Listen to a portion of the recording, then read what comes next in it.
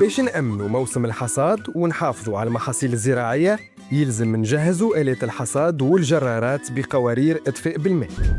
نتأكدوا من صلاحية الآلات ونعتنيوا بها قبل الشروع في عملية الحصاد عبر الفحص الفني. يتوجب القيام بتركيب غطاء أنبوب يصرف الدخان لآلات الحصاد والعربات الفلاحية، وتوفير جرار مجهز بمحراث قرب آلة الحصاد باش يقوم بخطوط حرث تفصل بين مكان اندلاع النار وبقية المزارع في صورة نشوب حريق. يلزم زادة فصل أكوام التبن والقرط عن بعضهم بمسافة لا تقل عن 30 متر، وتهيئة أماكن بيضاء حول البيادر وأكوام التبن والقرط، وعدم ترصيفها تحت الأعمدة الكهربائية وخاصة أسلاك التيار ذات الجهد العالي. الحرث تحت الأعمدة هذه ضروري. يلزم نركزوا صهاريج مياه أثناء عملية الحصاد، ونباتوا بحصاد الأماكن الفلاحية بحذا الطريق العام أو المسلك أو السكة الحديدية ونحرثوها مباشرة، ونقسموا كل قطعة أرض كبيرة إلى مقاسم عبر الحرث لتفادي انتشار النيران. عدم إشعال النار والتدخين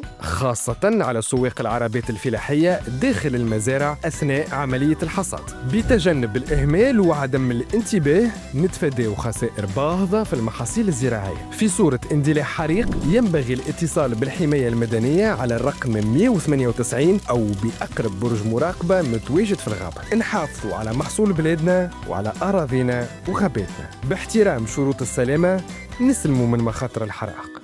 ديما متيقظين وللحرائق منتبهين.